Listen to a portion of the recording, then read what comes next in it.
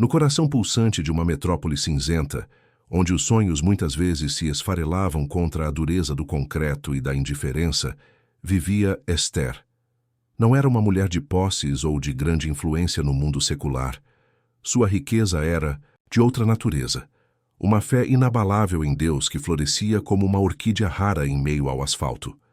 Desde a infância, Esther aprendera com sua avó, uma senhora de mãos enrugadas e coração transbordante de amor divino, a encontrar refúgio e força na oração e na leitura das Escrituras. Essa fé não era um adorno ocasional, mas a própria estrutura de sua existência, a bússola que guiava seus passos em um mundo que frequentemente parecia ter perdido o norte.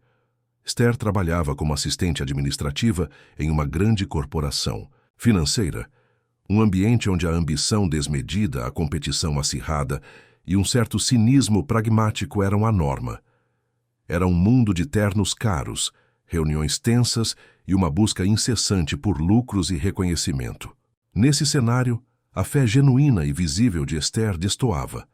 Ela não era proselitista ou inconveniente, mas sua integridade, sua recusa em participar de fofocas maliciosas ou em compactuar com pequenas desonestidades para facilitar processos, sua serenidade diante das pressões e sua menção ocasional e natural à sua fé, como fonte de sua força, começaram a torná-la um alvo. A humilhação não veio como um ataque frontal e declarado, mas como uma série de microagressões, comentários sarcásticos e um isolamento sutil, porém doloroso. Sua chefe direta, Beatriz, uma mulher elegante e implacável, conhecida por sua língua afiada e por valorizar apenas resultados tangíveis, parecia particularmente incomodada com a postura de Esther.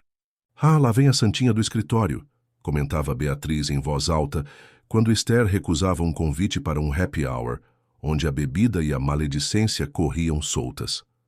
"Será que Deus vai pagar essas contas atrasadas se você não fizer hora extra hoje, Esther?"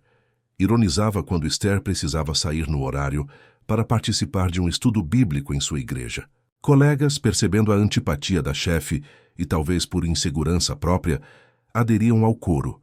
Murmuravam quando Esther orava silenciosamente antes do almoço, reviravam os olhos quando ela usava uma pequena cruz no pescoço e a excluíam de conversas e projetos informais, tratando-a como se sua fé fosse uma doença contagiosa ou um sinal de fraqueza intelectual. A situação tornou-se particularmente difícil durante a avaliação anual de desempenho. Apesar de Esther ser extremamente organizada, eficiente e cumprir todas as suas tarefas com diligência, Beatriz focou em aspectos subjetivos: falta de agressividade nos negócios, pouca integração com a equipe, postura um pouco alienada da realidade do mercado. Eram críticas veladas à sua recusa em adotar a mentalidade predatória que dominava o ambiente. A promoção que Esther almejava e para a qual estava tecnicamente qualificada foi negada, enquanto colegas menos competentes, mas mais alinhados à cultura da empresa, eram promovidos.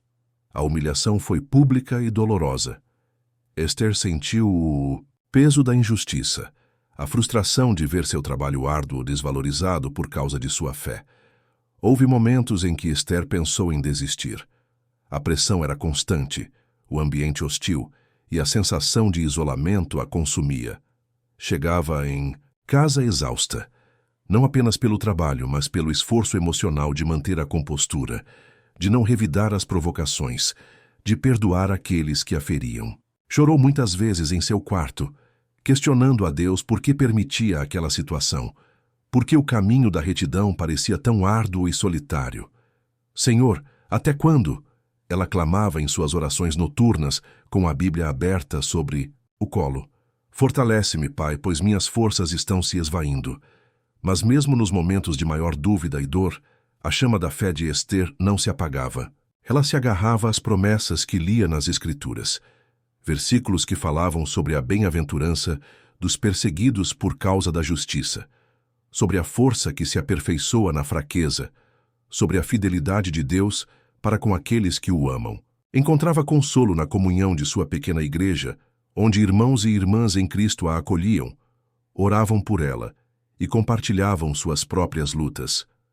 continuou a fazer seu trabalho com a mesma excelência, tratando a todos com respeito, inclusive Beatriz e os colegas que a hostilizavam, respondendo à amargura com gentileza, ainda que isso lhe custasse um esforço tremendo.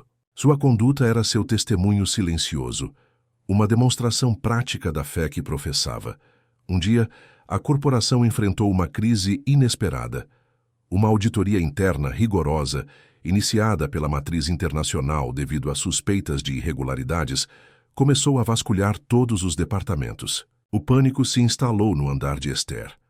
Descobriu-se um esquema complexo de fraudes contábeis, envolvendo manipulação de relatórios e desvio de fundos, orquestrado por alguns gerentes e diretores, incluindo Beatriz. A investigação era minuciosa e a tensão era palpável. Muitos que antes esbanjavam confiança, agora suavam frio, tentando encobrir seus rastros. Foi nesse momento de caos e desespero que a integridade de Esther brilhou. Os auditores, ao examinarem os registros e processos sob a responsabilidade de Esther, encontraram tudo impecavelmente organizado, transparente e em conformidade com as normas. Não havia uma única vírgula fora do lugar, nenhum indício de participação ou conivência com as fraudes. Mais do que isso, descobriram que Esther, em diversas ocasiões, havia documentado formalmente, através de e-mails e memorandos internos que foram ignorados por Beatriz, sua preocupação com certas práticas que lhe pareciam eticamente questionáveis, sempre sugerindo procedimentos mais transparentes e corretos. Ela não havia feito alarde, mas havia registrado sua posição de forma profissional e ética. Enquanto Beatriz e outros envolvidos eram sumariamente demitidos e enfrentavam processos legais, a conduta de Esther foi reconhecida pelos auditores e pela alta diretoria que veio da matriz para gerenciar a crise. Eles viram nela não apenas uma funcionária honesta, mas alguém cuja retidão e atenção aos detalhes, antes vistas como fraqueza ou ingenuidade, eram na verdade um ativo valiosíssimo para a empresa naquele momento crítico. A santinha do escritório, aquela que era humilhada por sua fé e seus princípios, emergiu como um pilar de integridade em meio à tempestade. A exaltação de Esther não foi imediata ou espalhafatosa, mas sólida e surpreendente. O novo diretor interino, um homem experiente e observador vindo da matriz, chamou Esther para uma conversa. Ele havia lido os relatórios da auditoria, os e-mails ignorados por Beatriz e conversado com outros funcionários que, longe dos ouvidos da antiga chefe, testemunharam a postura íntegra de Esther ao longo dos anos. Ele não estava interessado em sua fé especificamente, mas nos frutos que essa fé produzia: honestidade, diligência, coragem para manter princípios mesmo sob pressão. Esther, disse ele, a empresa passou por um momento muito difícil e precisamos reconstruir a confiança, interna e externamente. Vimos em seus registros e ouvimos de outros sobre sua conduta exemplar. Sua integridade é exatamente o que precisamos em posições de liderança neste momento de reestruturação.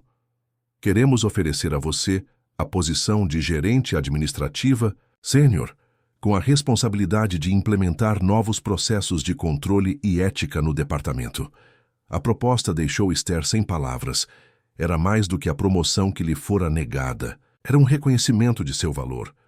Uma oportunidade de influenciar positivamente o ambiente de trabalho, justamente por causa dos princípios que antes eram motivo de zombaria.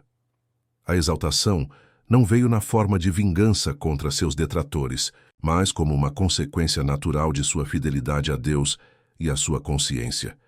Ao assumir a nova posição, Esther não mudou sua essência.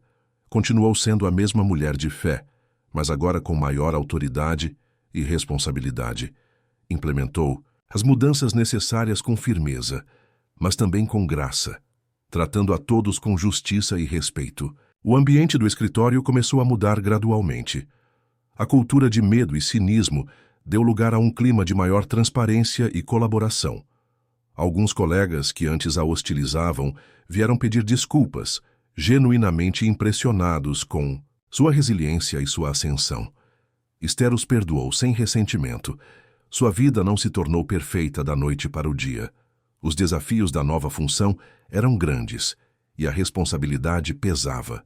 Mas agora, ela enfrentava cada obstáculo com uma confiança renovada, sabendo que não estava sozinha. Sua fé, que fora motivo de humilhação, tornou-se a fonte reconhecida de sua força e a razão de sua surpreendente exaltação. Ela aprendeu, na prática, que servir a Deus nem sempre é o caminho mais fácil, mas é o único que leva à verdadeira paz e à honra duradoura. A promessa de que Deus exalta os humildes e honra aqueles que o honram cumpriu-se em sua vida de forma clara e inegável, não apenas para seu próprio benefício, mas como um testemunho vivo para todos ao seu redor do poder transformador da fé perseverante. Esther continuou sua jornada, não mais como a santinha isolada, mas como uma líder respeitada, cuja luz interior, alimentada pela fé, iluminava o caminho não só para si mesma, mas para muitos que cruzavam seu caminho naquele ambiente antes tão sombrio. Sua história tornou-se um lembrete silencioso, mas poderoso, de que as humilhações sofridas por causa da fé, quando suportadas com graça e perseverança, podem ser transformadas por Deus em degraus para uma exaltação inesperada e significativa.